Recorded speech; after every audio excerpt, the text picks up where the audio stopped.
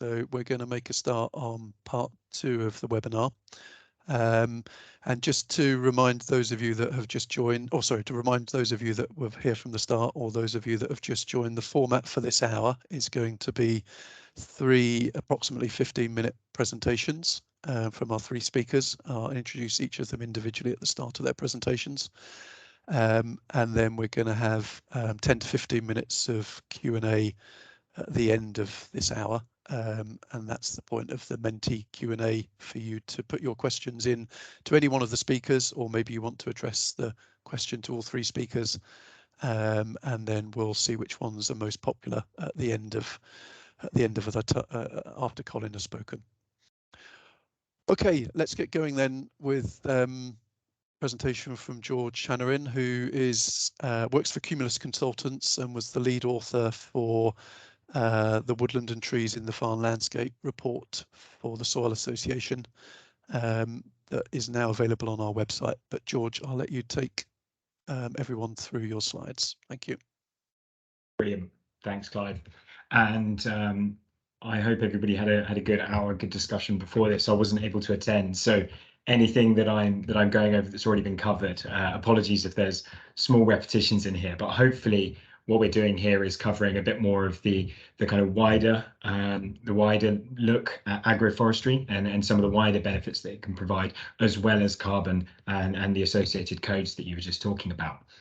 But yeah, I'm here to introduce this project that we did, that we were commissioned to do with Soil Association. So at Cumulus, we're environmental consultants, really specialising in natural capital assessments and policy and economic research. And that was really where this came in. We're exploring the economic impact of an increased uptake of agroforestry and farm woodland across the UK economy.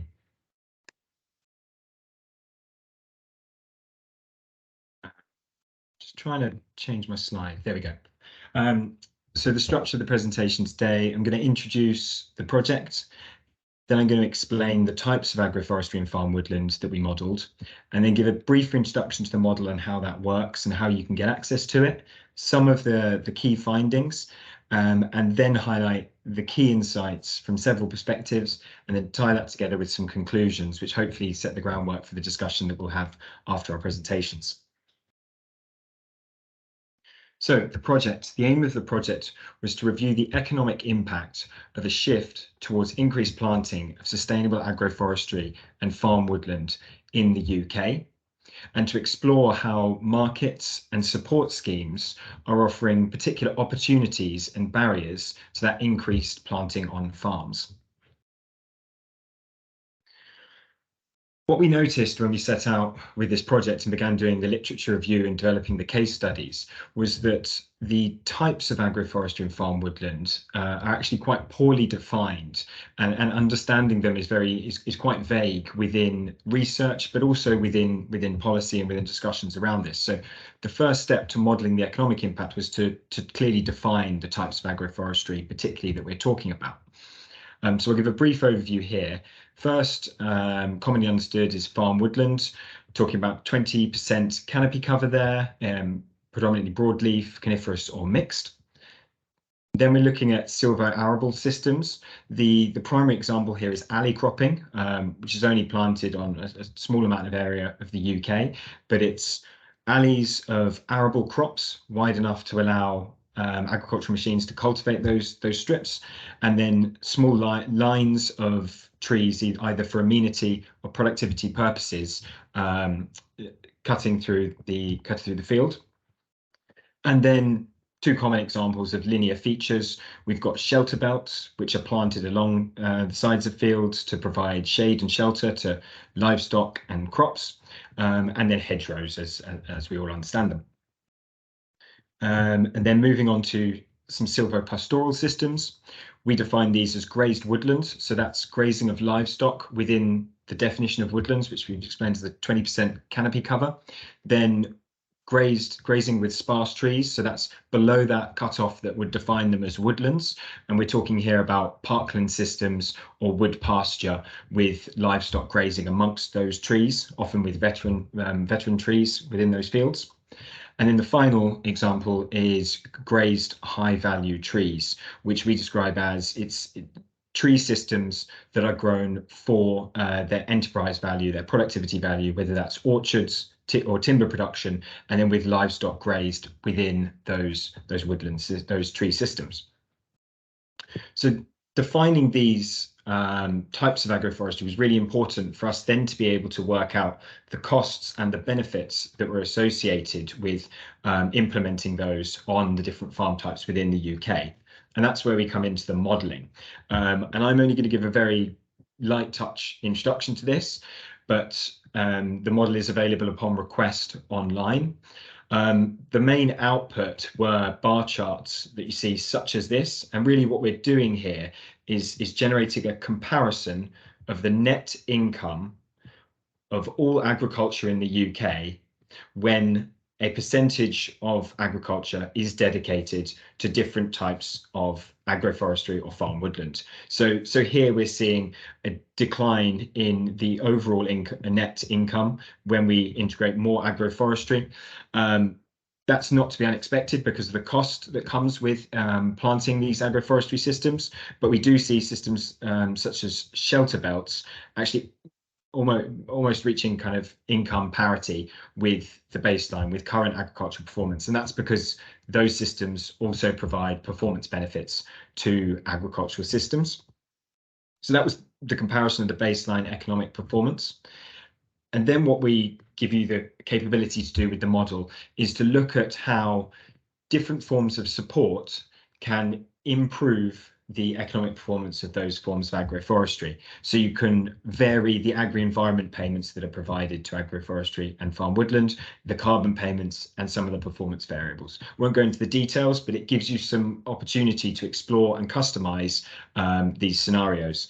And then the final thing you can do is vary which types of agroforestry and farm woodland are applied to the different farm types. So you can model what would happen if you planted shelter belts across, say, 10% of cereal farms, and see what that does to the overall net income in the custom scenario that you create, which is shown in this green bar in the graph to the left. So brief introduction to the model, but what's important is what comes out of that model and the research that we did. So I'm going to give some example model findings. It's important to note that these are highlights. These are some of the more positive insights that we drew, and this is to identify some of the performance benefits. There are also key challenges, which I will introduce in a moment, but it's important to identify where there's particular opportunity, and shelter belts is one of those examples. So here we're seeing an investment of £2.9 million in the planting of shelter belts could create 250,000 hectares of trees within the farmed landscape, sequestering 0.6 million tonnes of CO2 per year, and simultaneously improving farm resilience.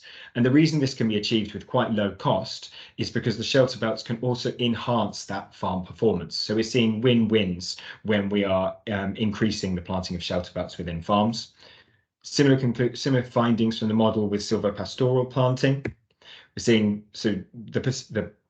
the opportunity to plant 3 million trees across dairy farms, leading to an increased net income of 11 million due to the resilience benefits and the productivity benefits that are provided to milk production from having shelter within those pastures. So just a couple of examples of the findings that came from the model, but there's lots of potential to explore that and draw out different conclusions from that work that we did. And now I'm going to introduce some of the insights that we drew from the variety of work that we did, and that included the research work, the literature research, case studies that we developed, and this modelling. So starting at the implementation level, what are the insights for actually planting these agroforestry and farm woodland systems within farms? The first insight is that really crucial to agroforestry is that it can facilitate landscape scale ecosystem service enhancement. And this is because it can allow small areas of woodland to be planted across a huge diversity of farms, across a whole landscape, really spreading and diversifying those ecosystem service benefits.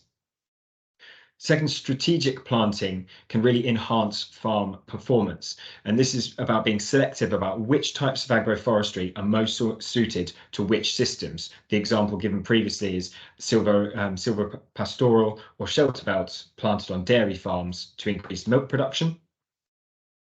But there are also challenges for implementation. And then the first is that knowledge, education, and advice have generally been siloed. Forestry advisors generally recommend solutions based around forestry and land use around that, whilst agronomists specialized in farming. That's not a critique. That's, you know, those are those professions, but there's a real need to narrow that gap in the middle and understand where those co-benefits are possible. And the final challenge, technology and labour costs are particularly difficult looking at small-scale agroforestry and farm woodland systems. Investment in technology is challenging at small scale, and also producing good quality products from agroforestry is difficult when it is small scale as well. So that's the implementation perspective. But there's also key insights from the market. And the first is that marketing and investment across supply chains can really support agroforestry. The example we highlighted in the report is Sainsbury's Woodland Eggs brand. And this, through this branding and this supply chain innovation, Sainsbury's, they provide payments to farmers to plant additional woodland within the ranging area for poultry, improving the resilience and the productivity, but also enabling higher income to be generated for the eggs that are sold. So you see win-wins that also enhance the resiliences of the supply chain there. There are similar opportunities across a variety of supply chains. There's potentially a hugely underused domestic source of timber within our farm woodland. There are challenges to accessing that, to do with some of the costs, to do with harvesting, but it could really help. Accessing that in an efficient way could really help reduce reliance on imports, as the UK is so heavily dependent on those imported sources of timber. Payments for ecosystem service are another key market that can support agroforestry. Prime example is the carbon code that's being developed and talked about here, but also things like flood regulation, payments at the catchment level, such as we see in examples like Pond Bren, where farmers work together to provide that service, can really unlock forms of agroforestry at a small scale and a large scale and a landscape scale. But there are also remaining challenges, and a key one here is that timber, fruit and nut markets in the UK are either small, volatile, or difficult to access at a small scale. And this is particularly challenging for agroforestry and farm woodland. But innovation around collaboration between numerous farmers investing in supply chain innovations and harvesting techniques, for example, might help unlock access to these larger markets. Looking at the economic economic insights, and this relates to the discussion that has been going on today, but carbon markets need to be developed to align with agroforestry. Currently, they prioritise more densely planted forms of woodland, which isn't a critique. That's something that needed to be developed, but enabling they also to provide payments for systems of sparser trees with diverse enterprise integrated in will unlock some of these benefits that we're talking about here. From an economic perspective, linked to the last point on the last slide, fruit, nut and timber sales alone are unlikely to incentivize planting. The revenue generation from the sale of those products alone is pretty much always lower than the agricultural production that will go on with farms. So that alone isn't going to provide that incentive for increased planting.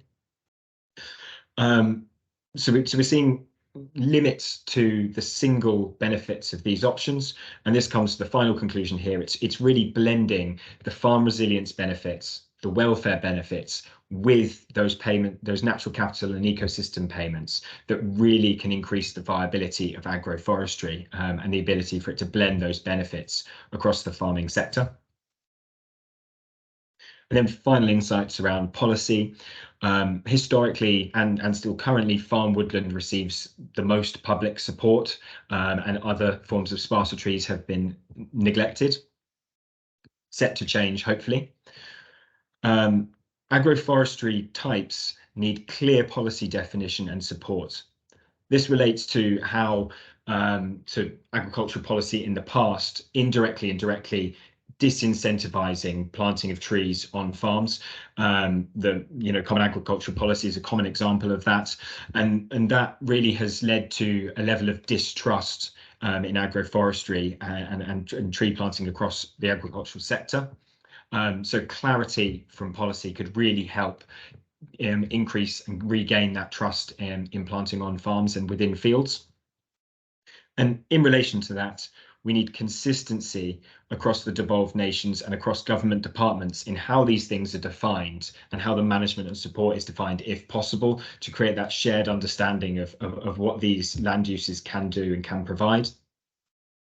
And the final point here is integrated approaches like silvopasture have huge benefits for mixing those enterprises and those shared benefits, and they shouldn't be unnecessarily prohibited. There are challenges around damage to trees, but if it's possible to integrate livestock without that damage, it shouldn't just be a blanket ban against those within policies, and there needs to be more nuance around blending those enterprises within woodlands.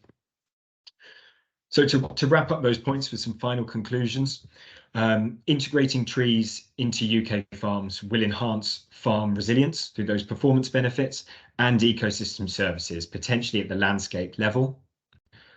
Trade-offs with production can be avoided through careful design, and this is careful selection of where to place shelter belts to provide that benefit to farm performance and productivity. Policy support for a variety of types of agroforestry and farm woodlands need to be explicit and consistent to really build that trust in these land use options. And collaboration will be necessary for farmers to improve access and take advantage of economies of scale. And this remains true for more conventional markets like timber and fruit, but also for new environmental markets where collaboration across catchments and across landscapes will really aid access to these markets that can support a greater integration of trees across the farm landscape. So yeah, that was the work that we did. Thank you very much for listening, and looking forward to the discussion after the other presentations. Fantastic. Thanks, George. You stuck perfectly to time there. We gave you a really tough job fitting all that into 15 minutes. So yeah, appreciate that. And yeah, hopefully those of you that are interested can go and read more fully the report that is on the Soil Association's website. We'll put the link in the chat. And yeah, George, if you can stay around for the Q&A later on. Thank you. Okay, our second presentation is from Andy Allen from the Woodland Trust. Andy is lead policy advocate for land use at the Trust, and recently was the lead author for this very interesting report that was published, I think, about a month ago now, Andy, titled Farming for the Future, How Agroforestry Can Deliver for Nature and Climate. So I think George was talking a lot about the economic aspects, and you're going to talk about biodiversity and climate benefits to kind of complement the suite there. Over to you, Andy. Right. Yeah, so thanks very much for giving me the opportunity to talk about the reports. Yeah, where George was talking very much about the economic benefits of agroforestry, our research looked much more at the nature and climate benefits that there were from a public policy point of view. So what we tried to do three things for the report. The first is, if you practiced agroforestry at scale, primarily in England, as we were thinking about a public policy audience, what would it contribute to net zero? How would it contribute to nature recovery? And what kind of policy interventions, public policy interventions, would you need to try and make that a reality? Now, to try and answer that question, we commissioned two pieces of research, one an internal piece from the Woodland Trust, and the second from Cranfield University. So we asked Cranfield, Paul Burgess, who's also had been mentioned previously, I think Will talked about some of his work as well. And I'm sure many of you are familiar with him. So we got him to look at what the carbon impacts would be from a widespread take-up of different types of agroforestry. And then we got our own evidence team to look at what the nature conservation benefits would be. And then we summarized those two and pulled it together in the beautiful picture that you can see on the right of your screen there with some policy recommendations. All three of those documents are available. I think they're either going to be links to them, or either in the chat or will be sent to you via email. So yes, the Woodland Trust report, but also those two background studies for those of you who want the detail which goes together with making them up. What I'm going to cover in the presentation is why policymakers should be interested in agroforestry, what the contributions it can make, particularly from a carbon and nature point of view. Some brief summary of the research findings of those two papers that we commissioned, and then I'll run you through some of the policy recommendations that we talked about as well. So first of all, ask ourselves just the basic question of why, from a policy point of view, might you want more trees in the farmed landscape? It's the way of combining productive farming with landscapes which are carbon rich and which also work for nature. So what you can see in the graph there on the left is what you would need in terms of increasing tree cover for the government to get anywhere near the projections it's made in its net zero strategy. So this was the document which was signed off nearly a year ago now in the run up to COP26, which sets out what the UK is going to do to get to net zero by 2050. Yeah, those of you who follow such things will be aware that there was a High Court challenge on this document, so it's not currently kind of in signed off form, but we suspect it should be again by the spring. You can see that top blue line on the graph. That shows you the level of cumulative increase in tree cover that you would need in the UK by 2050 in order to meet the projections which are there in the net zero strategy. And they have projections of by 2025, 30,000 hectares of new trees and woodland each year, and by the mid 2030s, 50,000 hectares. So those are significant increases on where we are at the moment, which is we're around 12 to 13,000 hectares a year of woodland, and majority of which is commercial woodland in Scotland.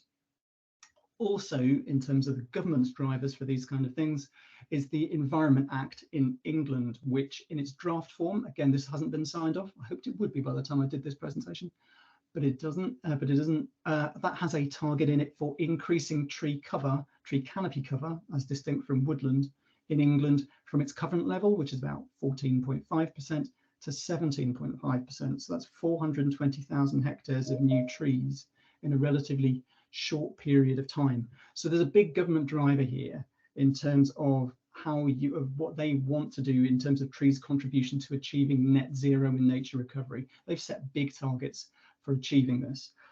But the only other thing I would say on this is if you look at the graph on the left-hand side of it, you can see those two different coloured lines which sit there from 2010 to 2020.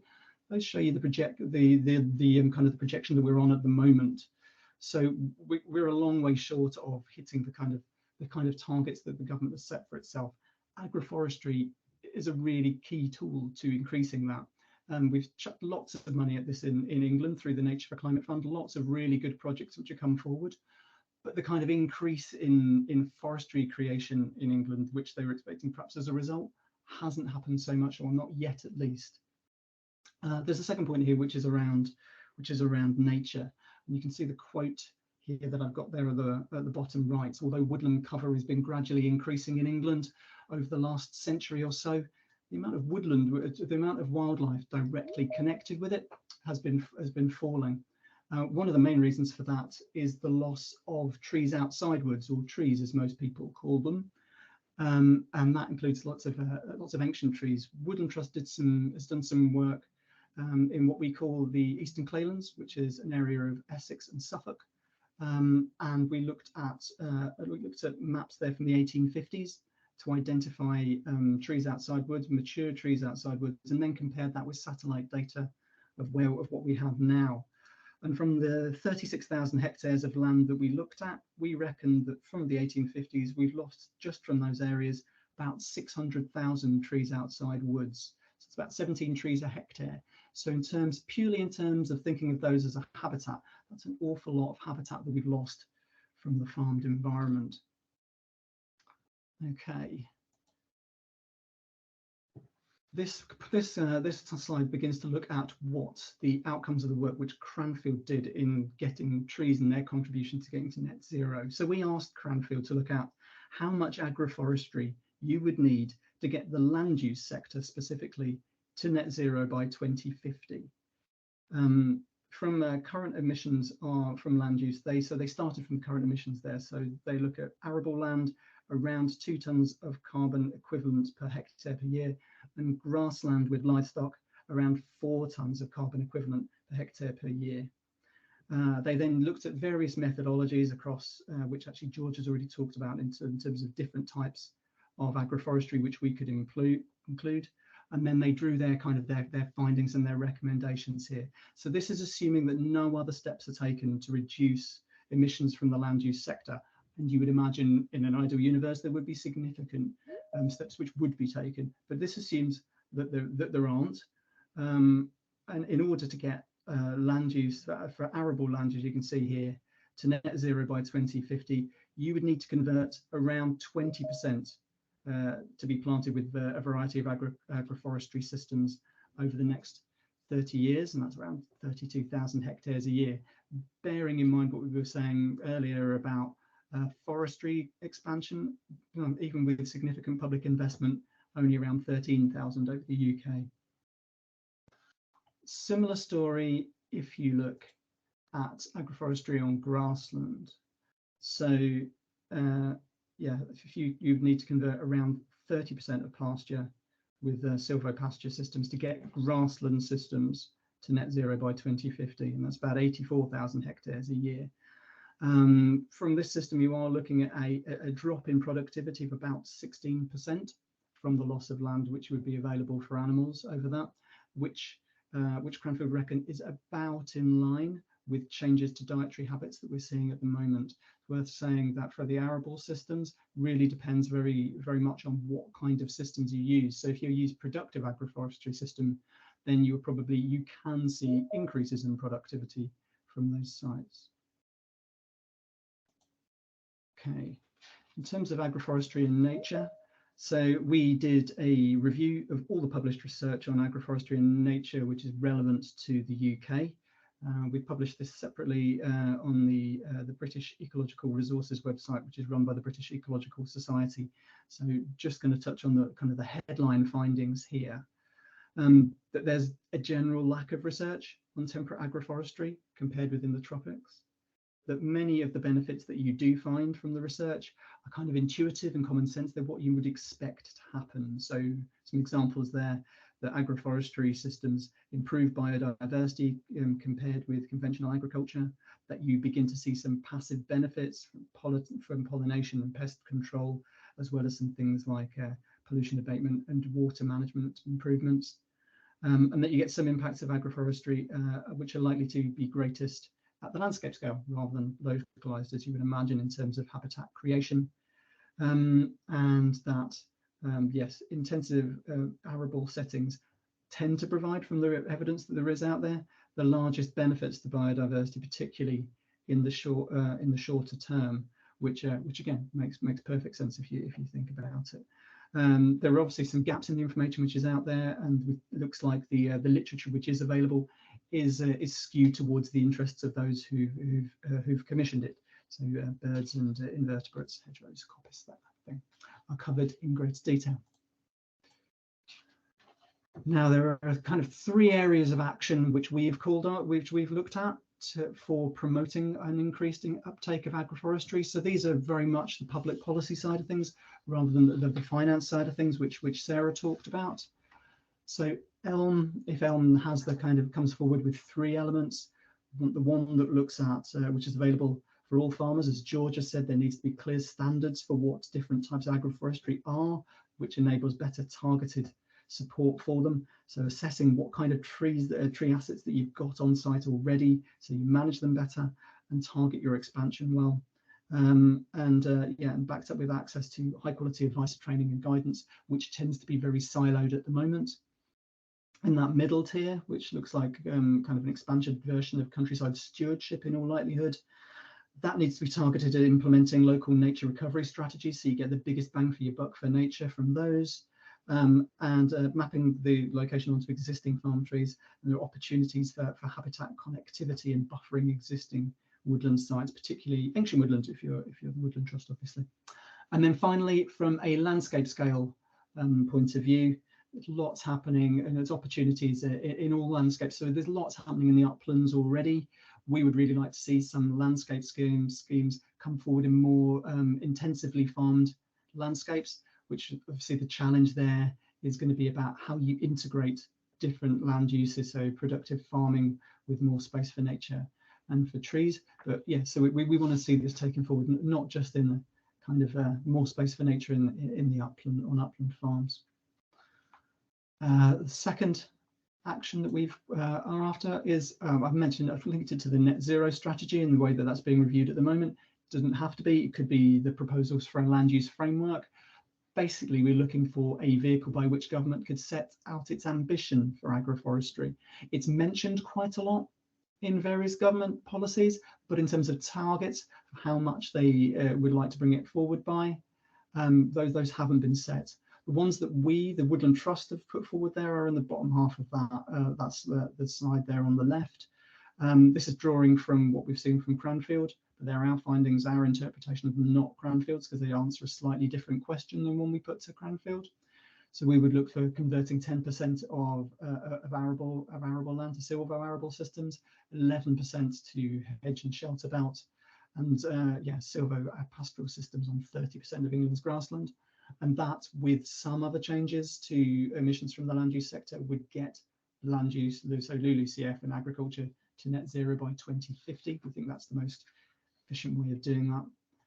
And then our third set of actions are around the skills that you need to make this happen. So I've already mentioned quality of advice, which is available to farmers and other land managers. See improved domestic tree supply. So the right trees are available to people without relying on imports. So we have high levels of biosecurity. Development of grants and markets. We've talked lots about the markets already. The grants we've talked about through Elm there. And some specific support for productive agroforestry systems, which are often missed out at the moment. So with that, yes, sorry about my great fun with the slides at the beginning. I hope that's interesting. Do check out the reports, and I look forward to taking some questions at the end. Thanks, Andy. Yeah, and thanks for dealing with that technical issue. These are very much sort of taster, quick presentations to introduce these reports to you. So you've got much more time, hopefully, to read the reports in full. Okay, our third and final speaker is Colin Tosh from the Organic Research Centre. Colin is actually working closely with Will on the carbon measurement protocol for the Agroforestry Carbon Code that Will briefly introduced earlier. But for the purposes of this presentation, Colin's going to talk to us about an EU project called AgroMix, and some of the work that's been going on to trial carbon measurement techniques at a more of a landscape level. So, Colin, I'm hoping you're going to be able to share your screen. Just while you do that, you do that, Colin, while I just say this next bit. Looking at the Q&A in the Mentimeter, perhaps understandably, a lot of the questions are to do with the Agroforestry Carbon Code project that we introduced you in the first hour. We're not going to try and respond to those in this very brief Q&A. We will prioritise the questions that are more focused on anything that George or Andy or Colin have had to say. But those questions won't be lost. We will definitely be taking them into the project. Many of them are questions we're asking ourselves, which is why we're keen not to spend too much time on a Q&A specifically on that so early on in the project. Thank you for those contributions. But if there's anything specific for George, Andy or Colin, they'll be the ones that we prioritise. Okay, Colin, over to you. Hi. This will be quite a short presentation about a project ORC are involved in. It's actually called Reforest. No worries, not AgroMix. AgroMix is another one on mixed farming and agroforestry we're involved in. But this project is called Reforest, and in the work package we are involved with. It's particularly looking at the integration of artificial intelligence with with remote imaging, like the image you see in front of us, to estimate the sort of carbon above and below ground carbon value of landscapes like that, and also to assess biodiversity value and stuff like this. So when I applied for the project, of course, I thought this was terribly original, but it's since come to my attention that there are a number of organisations starting to sniff around this area of artificial intelligence and interpretation of remote images to look at carbon storage landscapes. So I'll talk about some of the additional work that's being done.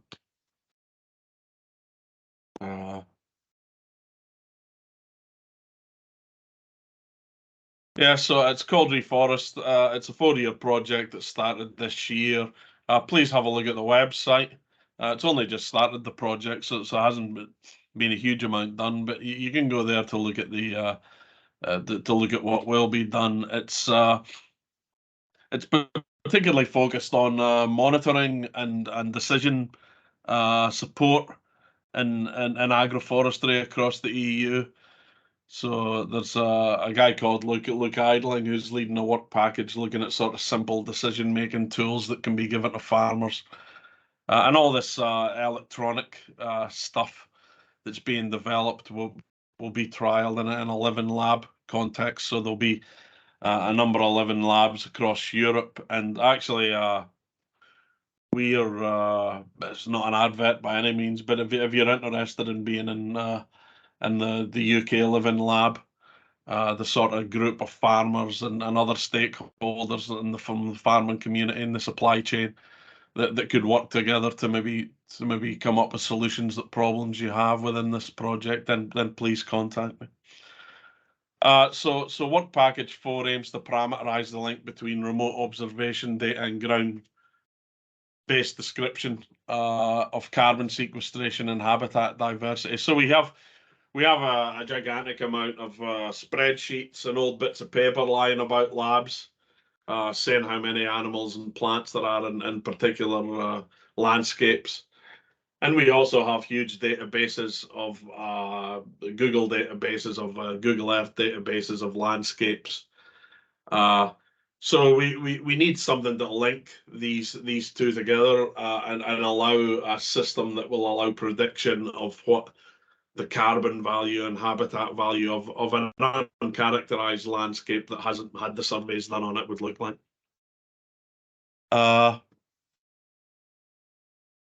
So I want to talk a little bit about the basic. I'm sort of diverging a bit here from agroforestry and artificial intelligence. So neural networks work on a bunch of artificial neurons, essentially all strung together at the networks. So each of these are artificial neurons, and they get strung into networks. And that, neural networks are the sort of fundamental tool of artificial intelligence. This is developments in neural networks that are why artificial intelligence is in the newspapers every day. It's all to do with development in this theoretical field. 20 years ago, all the interest was in these things. Shallow had neural networks, so to get these things to behave like you wanted them to do, to be intelligent, you used to add layers in here. But it was found 15 years ago that it's actually more efficient to add layers this way rather than just adding them in that direction. It actually becomes more efficient to add it in layers. And sure enough, like the brains of animals are organized into these deep layered networks. And this is probably the way it's the way artificial intelligence is going, but it's the way it needed to go. It's more realistic. It's more like real neural systems. So it's been found that these things with lots of layers to them are put simply more intelligent than the ones that have fewer layers, but more a wider structure. Anyway, 2012 was a big year for artificial intelligence. You may have remembered there was a bit of a burst of activity in the press and stuff. There was a big break forward using these things called convolutional neural networks. These are important in image identification. so that they have this, after you train them, they have this strange ability to recognize images that even humans might find difficult to identify. So you can see some of them here. Can identify that this thing is a mite, can identify this thing as a container ship, a motor scooter correctly, and you know these things are not entirely clear. Mushrooms, this is the grill of a car, you know, identifies that, and you know it's pretty impressive anyway. It got that these are error rates anyway, and it managed to cut error rates in 2012 by about 10%. And if you look at the difference between the previous techniques, which were 1 or 2%, this caused a massive wave of excitement in the artificial intelligence community, and all these developments you've had, you know, Google language interpretation tools that you use fairly routinely now. They all sort of, a lot of them developed through these sort of breakthroughs in neural network technology. So what the plan to do in this reforest project is to take a bunch of sites that have been well characterized for public goods, so carbon value of the landscape, biodiversity of the landscape, and we'll go to probably the Google Earth engine, and we'll take remote images of these sites.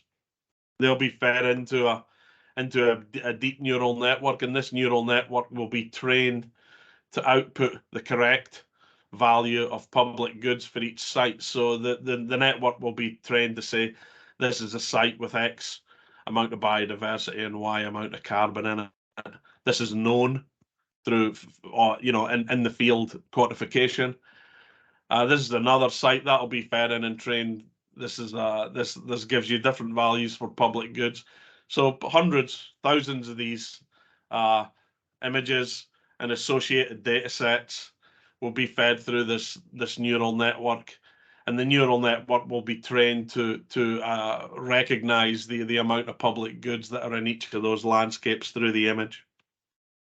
Once you have that, you can then take sites, remote images of sites where the public goods value of the system hasn't been identified, and you can put that through your neural network, and the neural network will have a good stab at saying how much the biodiversity there is in this landscape, and how much carbon there is in this landscape. So it'll do it automatically. So using existing data sets and remote images, the idea is that across Europe we'll get a sort of a coarse mesh of public goods values across Europe, and then we'll use these trained deep neural networks to sort of interpolate in between that using remote images. So you get a fine mesh of quantification of carbon value and biodiversity value right across the European landscape. And this sort of interpolation between known, well-characterized sites will be done with these trained deep neural networks. So there's a number of applications, obviously, for tools like this. One is verification of carbon credits, obviously. Once this thing is trained, we can, you can order these remote images now. It's fairly expensive, but you can order a custom remote image from a satellite of your agroforestry system. This tool should be able to say there's this amount of carbon in that system. By manipulating images, potentially by you know, producing imaginary pictures of what your site might look like in 20 years, it should be possible to predict what carbon credits will accrue. England is potentially moving to a public goods-based system for agricultural payments. So there's the potential to make evidence of what you've done to your farm fairly easy. Before and after pictures should allow you to say, I've added this amount of biodiversity, I've added this amount of carbon to my landscape. But sort of most persuasively for me, at least personally, is this conservation biology. you can imagine using a tool like that. You can tell, you can identify exactly which landscape features there are correlated with high biodiversity. So is it hedgerows? Is it certain types of trees? Is it a heterogeneity of landscape that's associated with high levels of biodiversity and higher trophic level? So this could be an extremely powerful tool in identifying just the landscape features that contribute particularly to biodiversity. So as I said, I thought it was very, very clever when we thought we were very clever when we came up with this idea. But as always, oops, sorry, have I? Let me get this back. You're never the first there, are you? So I found subsequently that there's this organisation called Hummingbird Technologies. They've recently been acquired quite meaningfully by this Agrina carbon trading, EU carbon trading platform. They're using similar techniques, artificial intelligence algorithms melded with old-fashioned data sets and remote imaging to look at stuff like cover crop detection. This is very cool. The tillage detection thing they do, they can use these algorithms to tell between conventional tillage, no tillage, shallow tillage in fields. And they can also quantify crop rotation on different farms using these remote images and algorithms as well. Another one is this sea trees, which is really very impressive. They're I'm not sure if you'll be able to see this, but what they're doing is taking LiDAR. This is really a forest tool to quantify the amount of automatically quantify the amount of carbon in forests. So they're taking above ground LiDAR data sets, and they're integrating these with remote images, and they're sort of bringing these two together, just as I explained with these convolutional neural networks, to get these temporal since 2000 data sets of carbon values of different forest areas. So is this a profit making thing? I can't remember, but I recommend you have a look at this. What they can do is quite impressive. You can click on any area of the Amazon forest, for example, and it'll get you the amount of carbon stored in this over the last 20 years, tell you whether it's going up and down. So there are a number of players working in this area already, but I guess what we're trying to do is to especially quantify things across Europe. So thanks for listening, and I'll hand you back to Clive now. Thanks, Colin. And yeah, it'd be really interesting to see how that piece of work develops and whether or not it can support some of the work that's going on around carbon codes, not just the agroforestry carbon code, but other carbon codes as well. So thank you for that brief overview. Okay, if I can ask George and Andy to turn their cameras back on again. We don't have a lot of time. We still do have about 150 people with us, so thank you everybody for your patience and sticking with this. There are a few questions in the Q&A that are more specific to the presentations the three of you have just made. So I'm just going to try and deal with a few of them quickly. So George, one for you. What timescale did the agroforestry model cover when you were modelling it in terms of the impact on income? I'll let you answer. I think I know the answer, but I'll let you answer.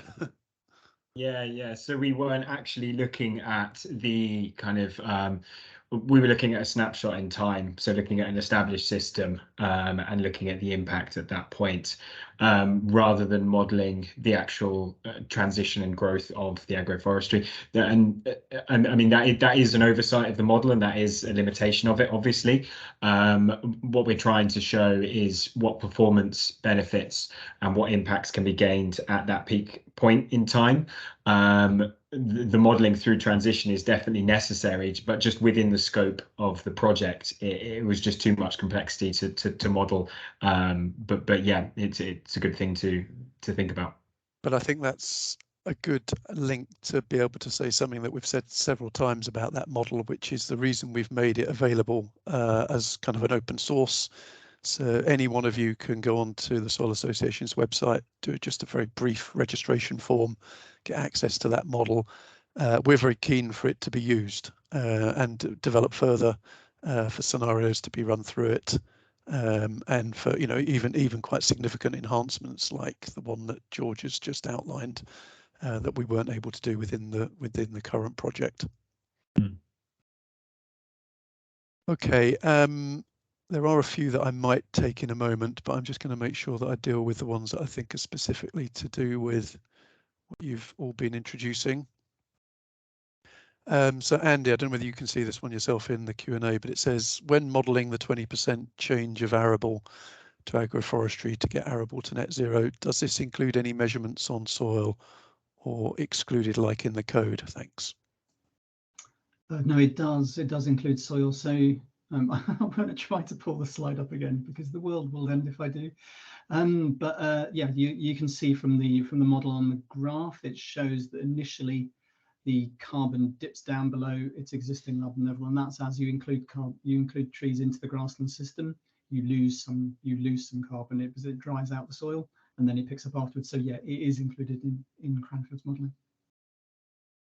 And then just a very brief clarification question, Andy. It says, did I hear Andy correctly? 1,700 trees per hectare is a huge number of trees for open areas. They would be roughly every 2 to 3 meters apart. I don't think you said that, did you?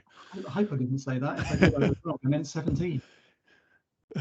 Yes, that was the loss of trees, wasn't it, per hectare? 17 trees per hectare. Yeah. Okay, thank you. Colin, it says, there's a question here, will Reforest use LiDAR to measure biomass carbon? Maybe. I've been offered an amazing set of soil carbon values from across Europe, so I think we're probably going to start there. But then to combine that with LiDAR data to get a very, a full picture and a model to predict both above and below ground carbon would be amazing. It all depends on the availability of these LiDAR data sets, for different countries. So if there's enough data, then possibly. This is the big drawback with these artificial intelligence models. You need thousands of train images, so we need thousands of LiDAR measures across Europe for it to be of any use, so this is what we're dealing with. Thanks, Colin. Okay, yeah, most of the questions that have come into the Q&A are really quite specific to the carbon code. I'm just conscious of time as well. We have 1 minute to go, so I might just pose this one to the three of you to see whether you've got a response. It is mostly to do with the carbon code, but I think is also relevant to the presentations you just made. So it says, are presenters now all bought into the basic concept of carbon offsetting as a good thing for mitigating climate change, or do they just see it as a source of funding for achieving other objectives? So if you've got a 30-second response to that, starting with George, that would be good to hear. I think it's a blunt tool at the moment. I think there's scope to introduce a lot more nuance, and where it goes is going to be much more interesting than where it is at the moment. And I think it's important to remember that it's not going to be the be all and end all. It's part of a solution which fits with a toolkit of other solutions. So in that guise, then yes, broadly in support. Thanks, George. Andy, any observations? I would say that it's we must recognise that it's only a short-term quick fix. We've set ourselves 2050 as a net zero deadline, which is it's an arbitrary date, but that can sometimes be useful to stimulate action. So I think the focus, we can't plant our way out of climate change. I think everyone has to acknowledge that. What we need to do is to focus on cutting emissions as deep and as fast as possible. And any tree planting, which is whether the carbon is marketised or not, is just a short-term measure to soak up those emissions that we can't ameliorate any other way. Yeah, and just to make the point, actually, one of the things that we'll be wrestling with in the governance part of the code is exactly that point that Andy's just made, to make sure that the credits are used in that way rather than you know, in the sort of greenwashing sense, and avoiding what we all definitely need to do, which is reduce emissions as the priority.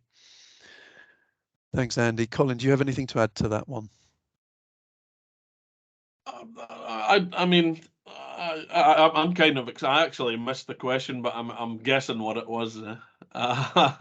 So I don't know.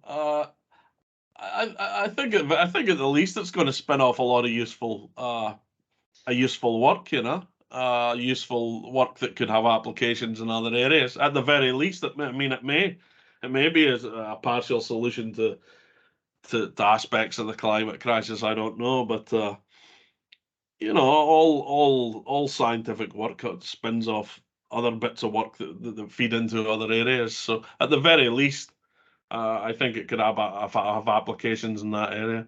I mean, it's one of many things that people like me do. You know, it's so. Yeah, I'm sitting on the fence a bit. You know. Okay, well, I think that's a really good point to end, actually, because we are, all of those of us working in this space, I think we are trying to adopt a sort of positive but rigorous approach to all of this, really recognizing that ultimately it is about climate and ameliorating the worst impacts and mitigating the impacts. But we're also trying to be quite practical about how we go about it as well. So that's how we're approaching the Carbon Code project, and that's how I think the three pieces of work that George, Andy, and Colin have just introduced. So thank you very much for those contributions.